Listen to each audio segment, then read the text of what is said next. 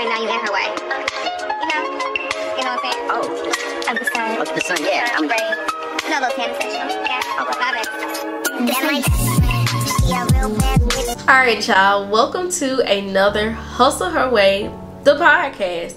So in the last episode, I'm going to start doing a little recap. So if you guys missed out on the last episode, especially if it's something of importance, we're going to talk about it on the first episode.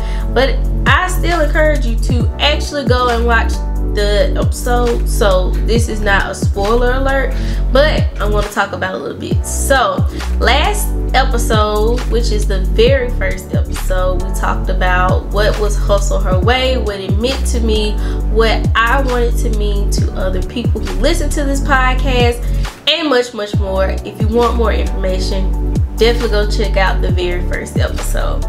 So today's episode is actually a little doozy because we're going to talk about, well, I'm going to talk about the life and lessons that I learned in my 20s and things that I'm taking along with me in my 30s. So if you're listening to this on the day that it actually drops, which is May 30th, this is actually the week of my birthday. So on Friday, June 2nd, I will be turning 30 years old. And I definitely get, if you watch Carla Romaire's Shit I'm 30 podcast, that's how I really feel, because it's just like the perfect thing that I thought 30 was going to look like is totally not how my life is panning out. But I'm just kind of excited for 30. I know people usually are scared of 30s, but for me, 20s feel ghetto. The 20s was really ghetto-ish.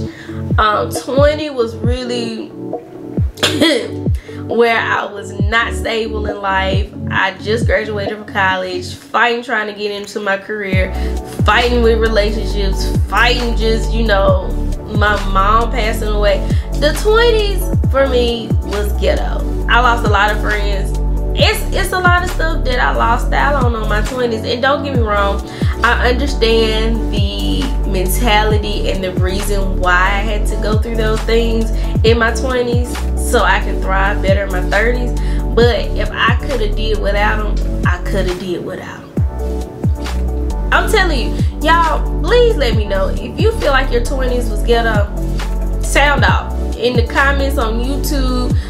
Leave me a rate or review on where you listen to this podcast at. Let me know how you feel about your 20s. Like, was it, you know, the greatest experience ever, or, you know, was you really fighting in the back streets with 20s? Because I was fighting with 20s. Yeah. So, like I said, 30 is something that I was dreading for a couple of years now. And I know that sounds crazy when I just said 20s was ghetto, but in my mind I felt like it was going to be a continuation of what I was going through at the time. And I'm just like, baby, we can't have this going into 30s. We supposed to be moisturized, you know, life together, career together. We supposed to be figured out, you know, the kinks back in my 20s, so, you know, we could really thrive. And up until a couple of weeks ago, I was still feeling like, oh, these 30s finna take me out just like 20s tried to. But nevertheless, I am just grateful to be able to see 30, because a lot of people haven't made it to this destination in life, so I'm not taking it for granted. And I am looking forward to the memories and decisions and life that I have to live that's going to carry me out through my 30s. Do I know what that looks like? Nope, because I realize I'm not trying to plan stuff without God. I'm sorry guys if you're not Christian, if you listen to this podcast, but really, I learned my lesson in my 20s. Stop planning stuff without God, and you know, your life will be a little bit more smoother, and he don't have to hit you over the head all the time when you make mistakes that was operating outside of your purpose. And that's another episode for another day. But needless to say, I am excited to see what 30 brings. So I'm going to get into the life lessons, and then I'll get into what I think 30 will bring. So in my 20s, I would say my life lessons were very much learned. Very much learned. I'm not going to go through 20 of these because that's just going to make the podcast very long, but I'm going to go over, I would say, about 5 top life lessons that I learned before I turned 30. I think that's gonna be the name of the episode. I like that. Y'all see how I come up with stuff off the top of the dome? Off the top of the dome. Your girl nice with words sometimes. Other times I'm a blubbering person. So I would say the very first life lesson I learned is that everybody who says they are for you will not be for you. Let me say that again. Everybody who says they are for you are not for you. And to be honest, I learned this a couple of times in my 20s. I know you like, Key, didn't you learn it the first time? I learned it and then repeated it because apparently I didn't learn the whole lesson. Needless to say, I got it loud and clear. Loud and clear. We're going into the 30s. We know what that means. But what does that mean really? A lot of people will come into your life and say that they're for you, whether that's friends, business partners, family, relationships, anything you can think of. People will say they're for you, but they are not really for you. They are for themselves. And let me put this disclaimer. It's nothing wrong with being selfish about yourself, but when you use somebody else for your selfishness and not be able to reciprocate some of this stuff, that's when it becomes detrimental and toxic in my book. So case in point, we can go over some of the friendships I had. I was very close to a person. Really thought they was gonna be my ride or die, especially after I graduated from high school, because we had been hung tight for years. When I say years, you would never, at 18, you could not tell me that this person wasn't gonna be in my life, because me and her, we was down like 2 flat tires. Like, if you see me, you see her. If you see her, you see me. That's exactly how our friendship was. But it wasn't really until I went off to college that I found out that some people could be for you for a season, and in the next season they really just not for your life. And I realized that at the age of 20, when I lost a couple of good friends because they weren't for me. Like, everything was out for their own benefits. Needless to say, I'm not going to go into the various situations of what led up to us ending our friendships, but it was really an eye-opening experience for me, because if you know me in real life, like, I'm very much a friendly person. I always love talking to people. I love meeting new people. I love talking. I love being able to make relationships and make connections and, you know, blossom from there. And so to be able to connect with people, it really takes me a lot, because if I'm calling you a true friend, like, you a friend for real. I don't use the word friend loosely. I'm not into calling everybody my friend and best friend. That's just not how I operate. But I do like making connections. So if I make a connection and I call you my friend, that's word bond at that point, because you are truly my friend.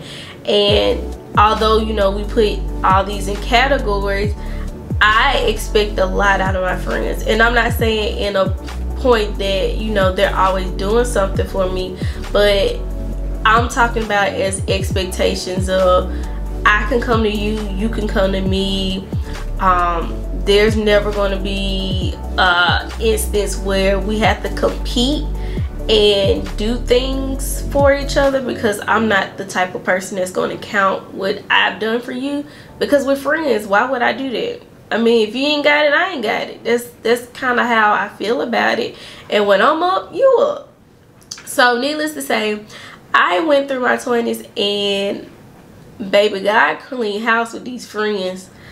I don't know what happened, but I really fell off with a lot of people. And not saying they was like detrimental breakups, but they was to the point like I found out that they really wasn't for me. Like they were in a sense using me to get to where they were, or it was always a competition, or I'm better than you, or I can get this. And I don't like operating like that, because I feel like if we're friends, we're friends. Like I don't care what you got, I'm happy for you.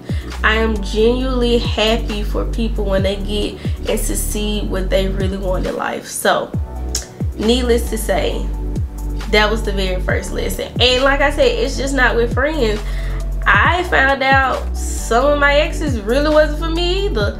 They were just there for the accolades. They were there for what it looks like on paper. I hate to say it like that, but truly it kind of came up. Or I was there just to serve a purpose for them and not be served back. And that's when I just was like, okay, we got to reevaluate stuff. And that's when I really, like I said, learned the life lesson of that everybody who says they are for you, they are not.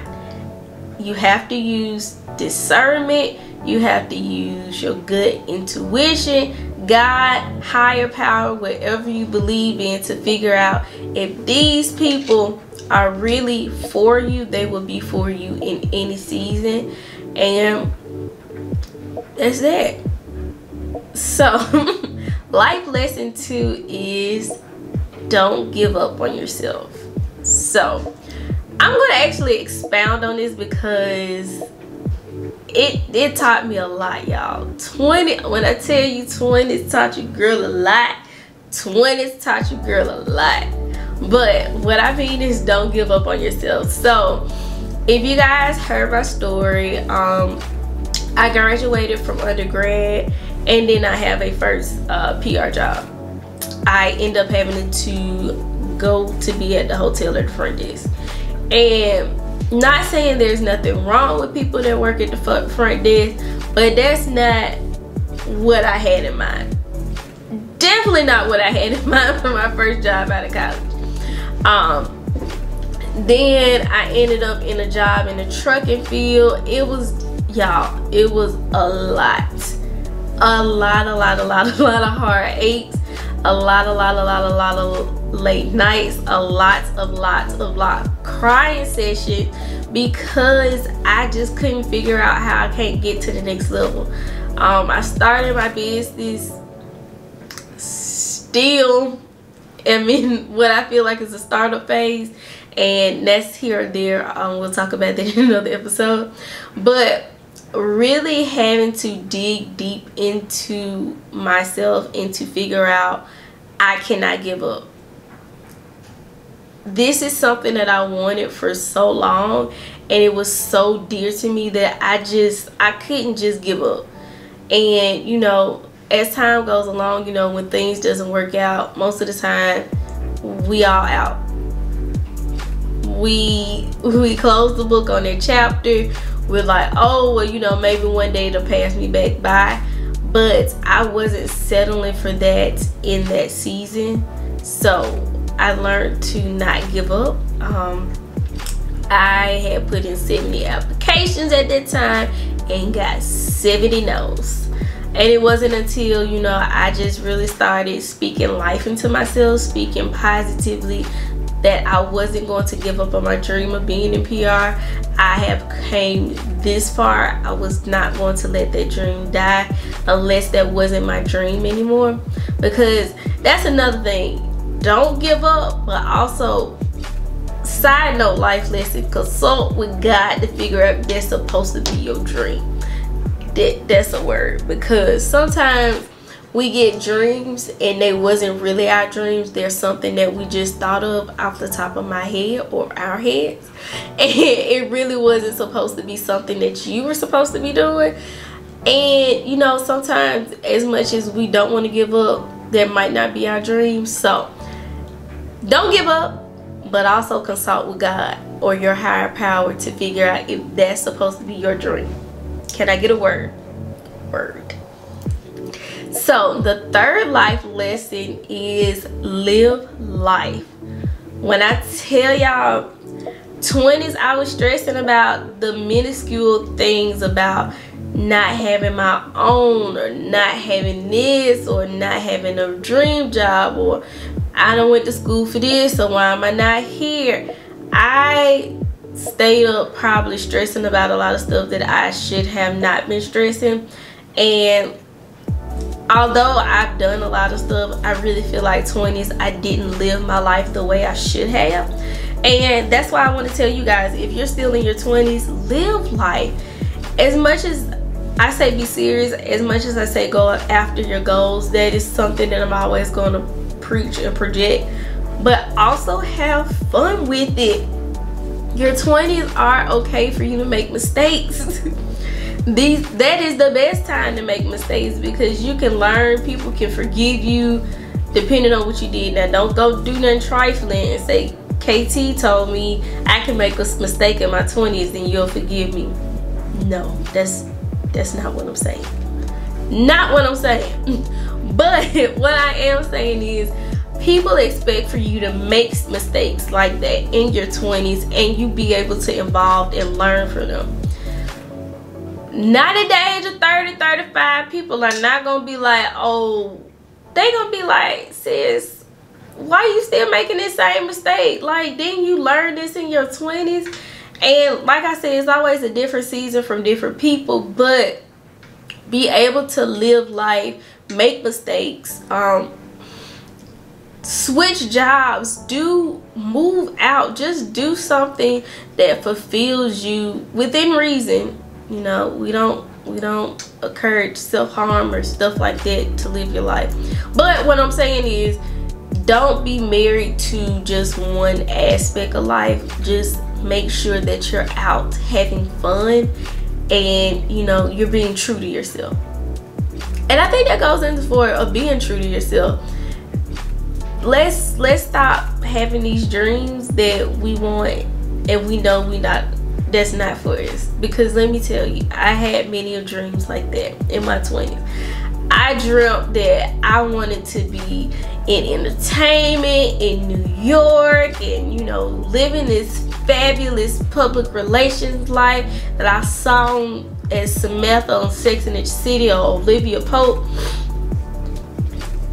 That wasn't for me.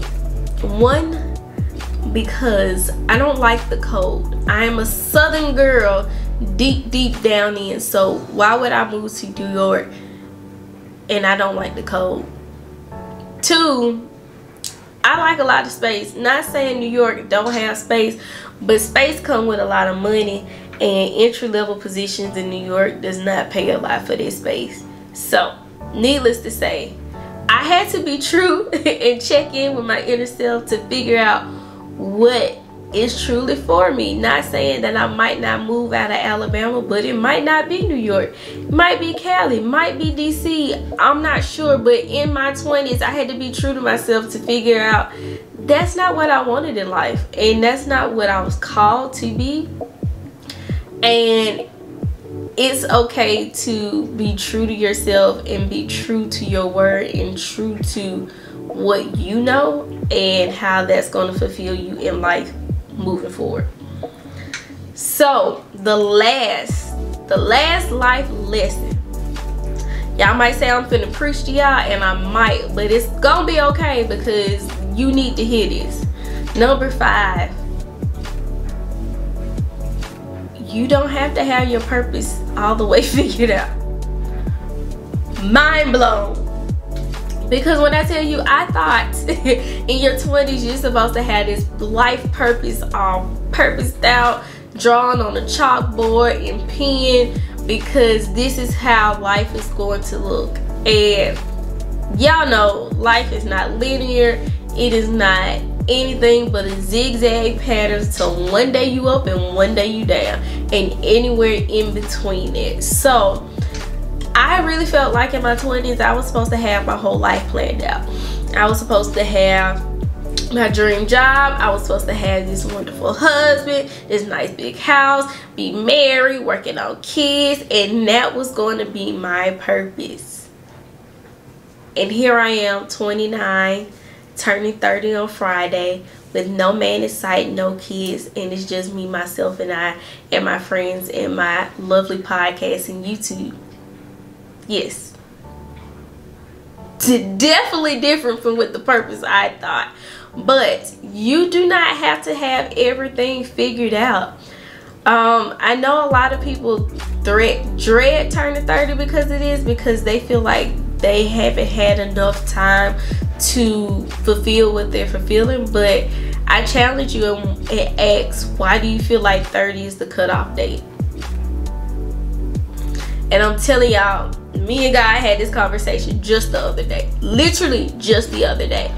Why do you feel like that 30 is a cutoff date when you have so much life behind it? There's more life behind 30 than it was in front of 20. So just understand that you don't have to have everything planned out. So that's my spiel about life lessons that I learned in 20. And what am I looking forward in year 30? I'm looking to, like I said, like in my 20s, have fun. I'm now in a stable position in adulthood.